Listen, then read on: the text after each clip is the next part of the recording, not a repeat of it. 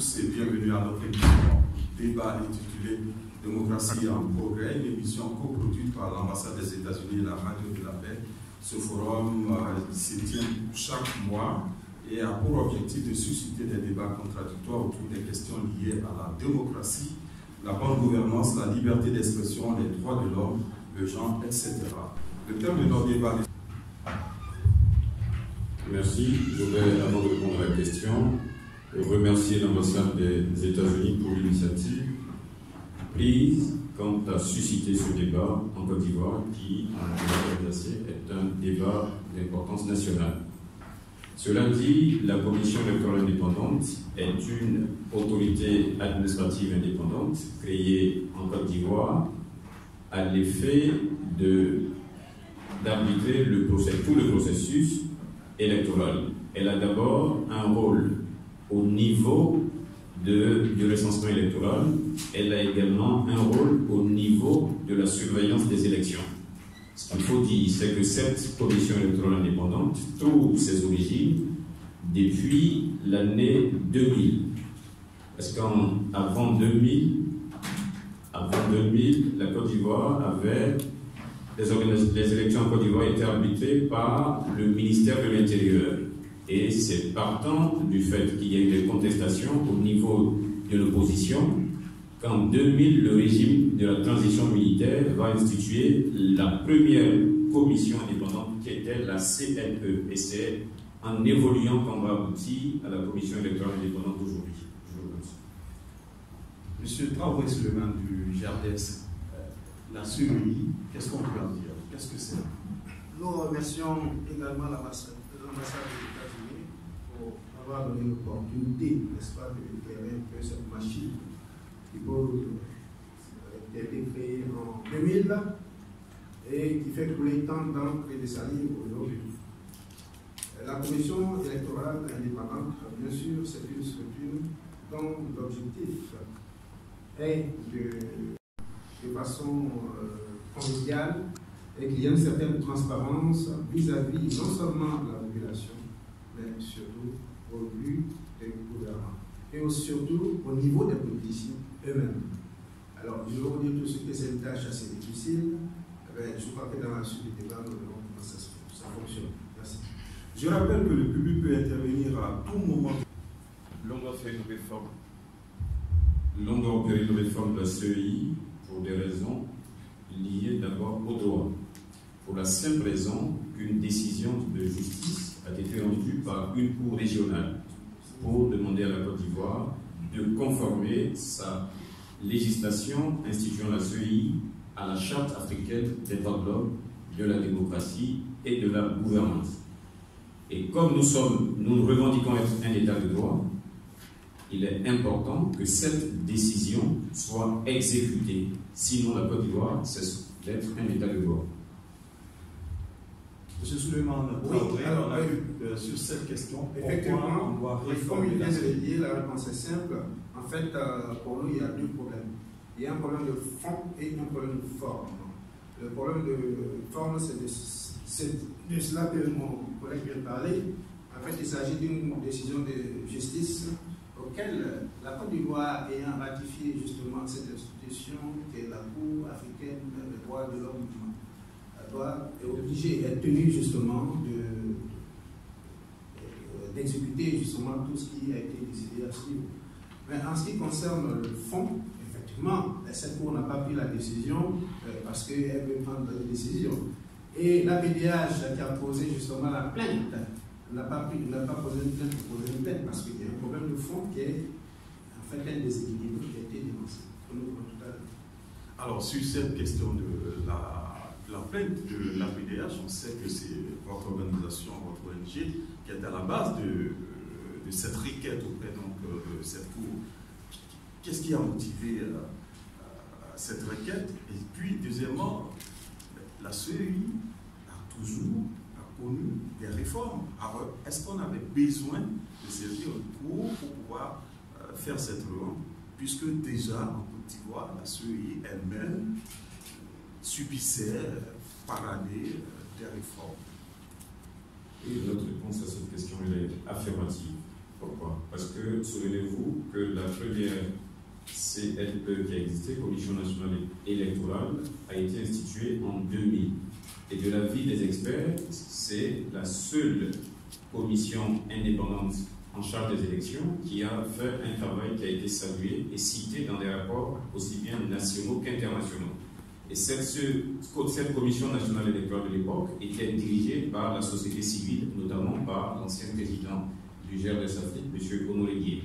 En dehors de cela, lorsqu'en 2001, le premier gouvernement civil issu des élections organisées par la transition militaire arrive au pouvoir, au lieu de consolider les acquis de cette CNE, le gouvernement d'alors a remis en cause et remplacé cette CNE par une commission électorale hautement politisée. Or, l'article 17 de la Charte africaine de la démocratie des élections et de la gouvernance prescrit que les États signataires ont l'obligation de mettre en place des institutions indépendantes pour l'organisation des élections.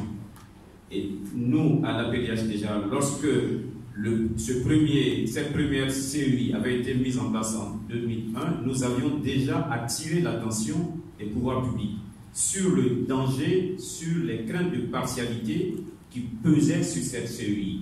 Parce que, comme je l'indiquais tout à l'heure, elle était composée essentiellement de partis politiques et notamment elle avait une surreprésentation du parti au pouvoir.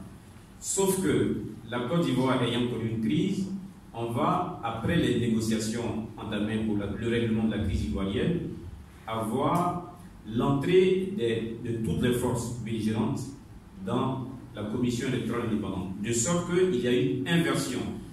Désormais, c'est l'opposition politique et armée qui est surreprésentée. Et l'APDH, là encore, avait attiré l'attention. Sauf que l'APDH, en ce moment, ne pouvait pas saisir la Cour africaine des droits de l'homme et des peuples. Pourquoi? Pour la simple raison que la saisine de la Cour africaine des droits de l'homme obéit à la satisfaction de plusieurs conditions. Notamment, il faut avoir la qualité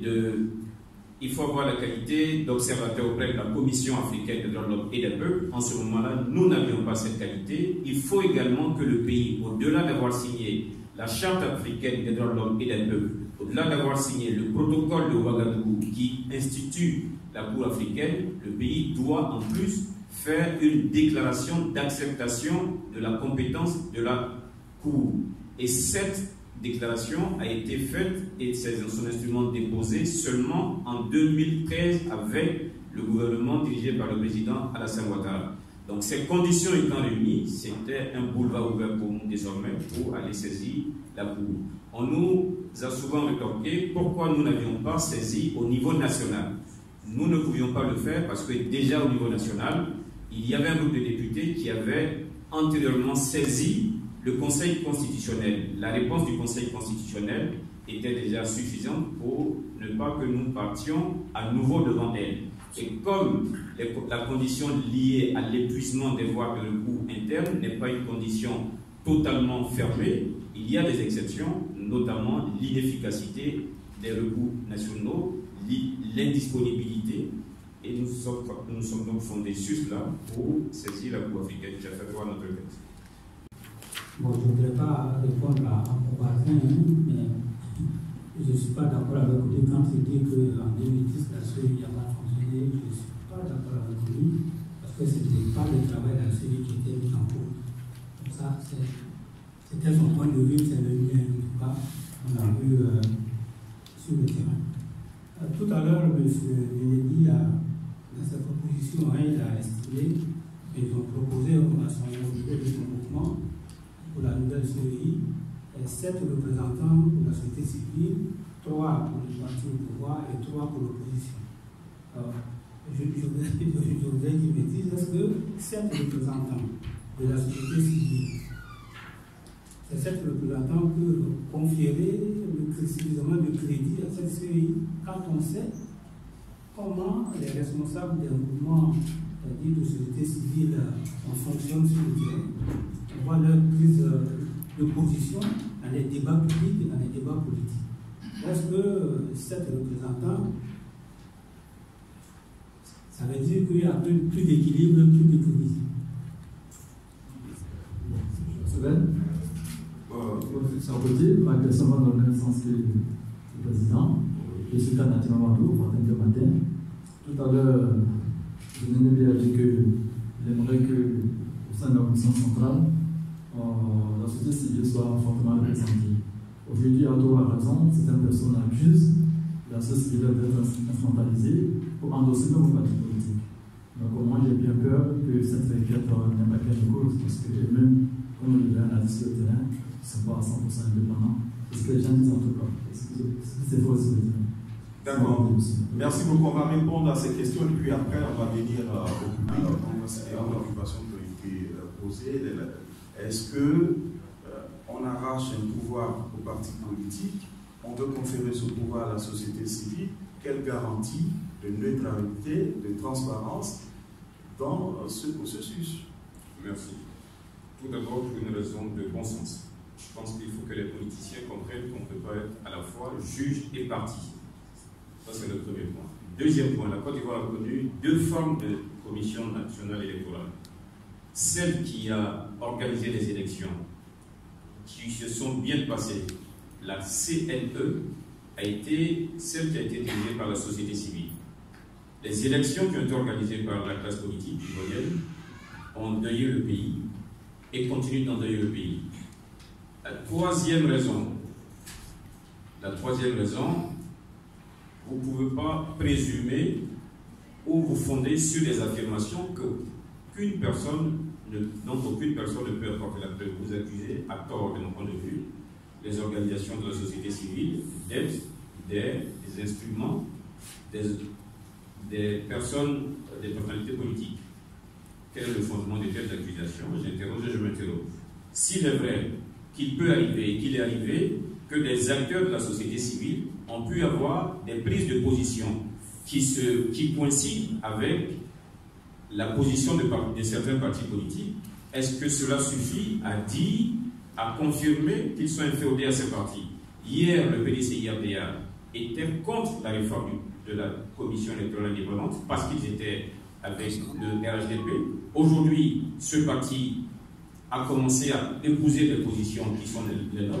Et je pense en un mot qu'il faut que les hommes politiques comprennent qu'ils ne peuvent pas être juges et partis et on ne peut pas présumer de la partialité de quelqu'un lorsqu'on n'a pas encore mis à contribution.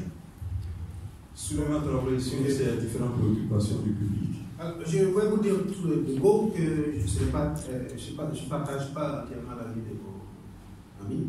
Il a pris l'exemple de pays environnants qui mettent justement la société civile au centre de la gestion de ces commissions électorales. Mais étant tous témoins de tout ce qui se passe dans notre pays depuis des années, alors j'ai peur d'adopter que en fait, la société civile du Ghana est la même société civile de la Côte d'Ivoire. Parce que une société civile doit pouvoir se mettre vraiment au-dessus de la mêlée politique. Et moi-même, étant de la société civile, depuis 1990, je vous dis qu'il y a à redire sur cet aspect dans notre pays. Il y a à redire. Parce que beaucoup de sociétés civiles, beaucoup de membres de la société civile, justement, n'arrivent pas, ou arrivent difficilement, il faut le reconnaître, de se mettre au-dessus de la mêlée politique. Alors, ceci étant, effectivement, ils ont le droit de se poser des questions sur la neutralité de cette société civile.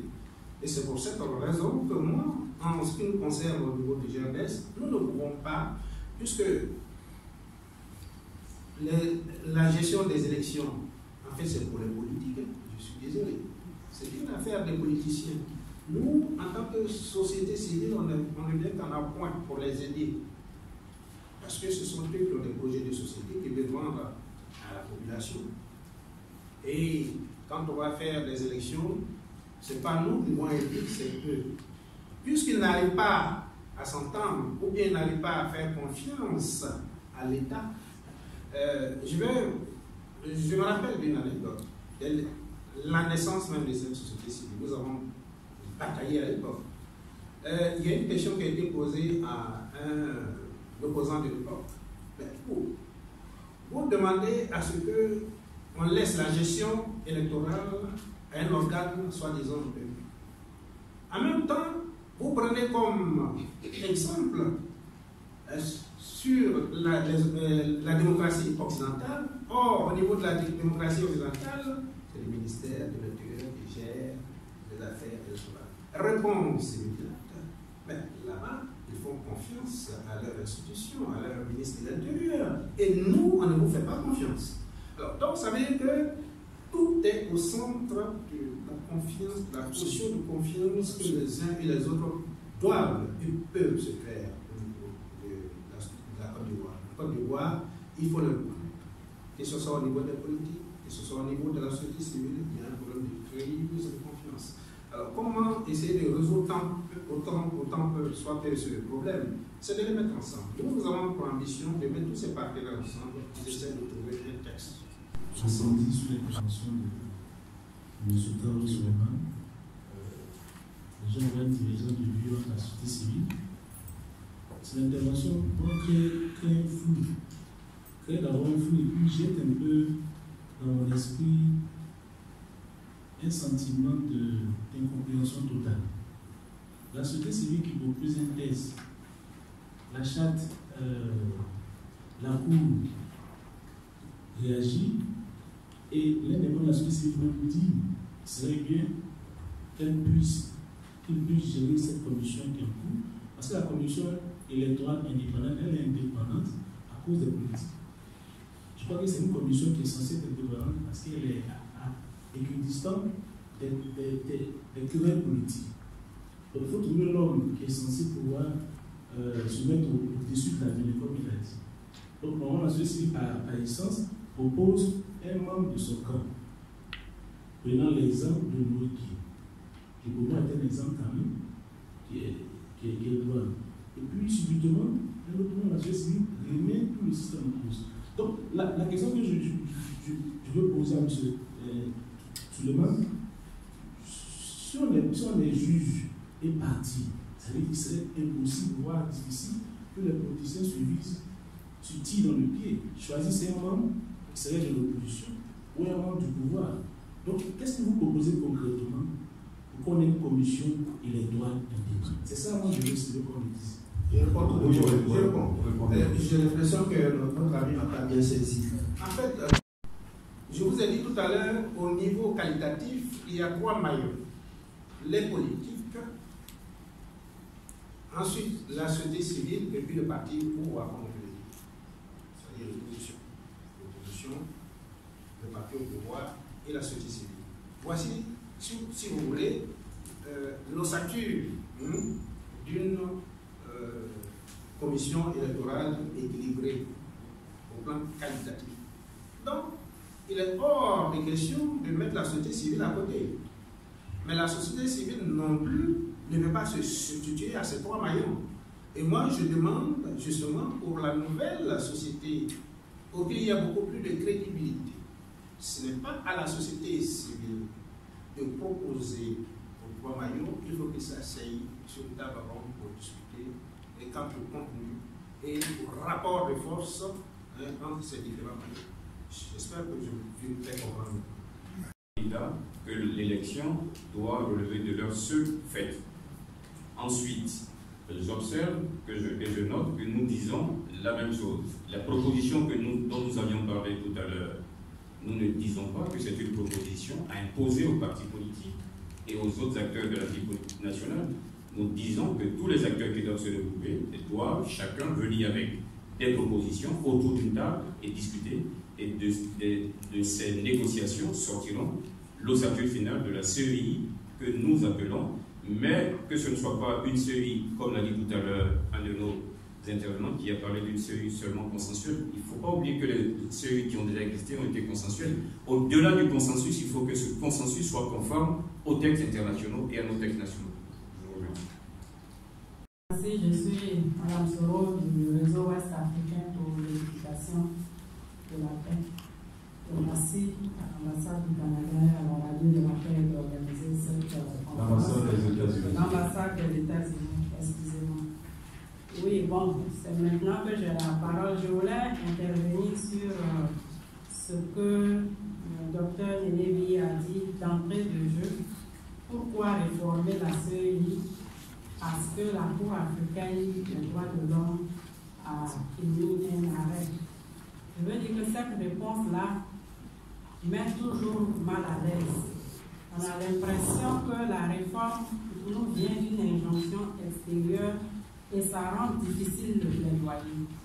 Je pense que quand on nous pose cette question en tant que société civile, il faut repartir sur le fond. Pourquoi l'APDH a soumis la requête et aller sur le fond du débat? Ça nous facilite le plaidoyer parce que nous avons ensemble fait des propositions et nous nous rendons compte que quand nous avançons cet argument-là en première ligne, le plaidoyer devient difficile. Et donc je nous encourage en tant que société civile d'engager le plaidoyer avec les arguments de fond. Et parmi les arguments de fond, il y a aussi la nouvelle constitution que nous nous sommes donnée. La commission électorale indépendante, c'est un processus dynamique. Il y a la cohésion sociale que nous peinons à obtenir. Et nous savons que la crise est basée sur des élections qui se sont mal passées. Donc, et nous constatons aussi que lors des élections, le taux de participation est demeuré très faible. Depuis la crise, on connaît le taux de participation à l'élection présidentielle de 2010, qui était au-delà de 80%. Et après ça, nous avons des taux très faibles. Moi, je lis ces taux-là au problème de cohésion sociale aussi. Donc, nous avons besoin aussi d'une série qui nous aide à renforcer cette cohésion sociale. Nous avons besoin d'une série qui se mette en conformité aussi avec la nouvelle constitution que nous sommes donnée. On a dit qu'en 2008, la CEI, dirigée par un responsable d'une association de société civile, a organisé des élections et il n'y a pas eu mort d'homme. En 2000, il y a eu mort d'homme. En 2000, il y a eu mort d'homme. Voilà. Ça s'est bien passé. Pardon? Oui, comme les élections en 2010 se sont très bien passées. Très bien passées. C'est la même chose. Je ne sais pas. Ça veut dire que déjà, quand on met cette position, en tant qu'observateur politique, je l'ai dit, M. Nénébi, sa situation ne doit pas être très claire. Vous voyez? Tout cela peut nous conduire. C'est cela que ici, une fois n'est encore coutume, M. Dablane pour dire que même si on détermine le nom de représentants membres de la CEI par groupe, société civile, parti politique, mais il faut qu'il y ait à la base le consensus. C'est le consensus qui peut nous amener à une organisation d'élection qui soit acceptable par tous. Même s'il y a quelques remous, les gens finiront toujours par accepter parce que c'est le consensus qui a fait qu'on a désigné les membres, pas seulement le président de la CEI, mais les membres de la CEI. Donc, il y a, en dehors de la CEI, ce n'est pas le débat, je suis d'accord, il y a un autre travail à faire. Parce que si on reste essentiellement sur la CEI pour avoir des élections où il n'y a pas mort d'homme, je crois qu'on va discuter pendant longtemps pour rien. Réaction de M. Néné. Je voudrais d'abord réagir sur ce que la dame a indiqué. Elle a dit que nous avons évoqué la question liée à l'exécution de l'arrêt et que cela participait à bloquer le plaidoyer, à crisper le plaidoyer. Ce que je veux dire, c'est que cela montre le problème que nous, Ivoiriens, nous, Africains, avons avec le droit, l'état de droit. La Côte d'Ivoire n'est pas à sa première condamnation par une cour ou une juridiction régionale. Avant cet arrêt du 19 en 2016, la Côte d'Ivoire était condamnée par la Commission africaine des droits de l'homme et des peuples sur une question liée à la patrie et à la nationalité. Et le gouvernement ivoirien a commencé à exécuter cela. Pourquoi? Pour la question de la CEI, on crée un débat qui, de mon point de vue, ne mérite pas d'être. D'abord, des pays qui sont nos références. La France, la même année en 2016, la France a fait l'objet de 16 condamnations par la Cour européenne des droits de l'homme. Et ces 16 condamnations sont disponibles sur le sur le site du ministère des Affaires étrangères de la France. Donc le fait d'évoquer l'exécution de l'arrêt et que ce soit mal compris, ça veut dire que nous avons un problème avec notre rapport au droit. Si nous sommes un État de droit, l'exécution des décisions de justice doit participer à la vie, au cours normal des choses. Revenons à ce que M. Raphaël Lacoué indiquait tout à l'heure, nous avons effectivement dit qu'en 2000, la Commission nationale électorale, CNE, a organisé des élections qui, de notre point de vue, s'est bien déroulée par rapport et par comparaison à celles organisées par la CEI de 2010. Tout d'abord, je veux rappeler que c'est cette CNE qui avait validé la candidature du président de l'actuel président de la République, Alassane Ouattara, avant que cette validation des candidatures soit remise en cause par la Cour suprême de l'époque. Et de deux, c'est cette même Commission nationale électorale qui a organisé des élections municipales qui a été encore remportée par un parti de l'opposition de l'époque, le RDR. Et comparé aux élections de 2011, on a vu comment au niveau interne, il y avait des divisions internes à la CEI. On a vu le spectacle désolant qui a été présenté à la face de la Côte d'Ivoire et du monde entier. On a vu les divergences de vues sur la publication des élections, de sorte que certains se sont retrouvés au Golf Hotel et d'autres ailleurs. On a vu aussi le Conseil constitutionnel se fouvoyer, et c'est pourquoi nous disons qu'au-delà de la CEI, le Conseil constitutionnel ivoirien mérite lui aussi d'être réformé. J'y reviendrai tout à l'heure. En fait, j'aimerais savoir, avant les élections de 2000, quel est l'organe qui était chargé de la première élection après la mort du fait de Youssoufou Boigny? Le ministère de l'Intérieur. Alors, si le ministère de l'Intérieur a organisé les élections et qu'il n'y a pas eu de problème, pourquoi ne pas dissoudre la CEI et que de chercher à la réformer? Alors,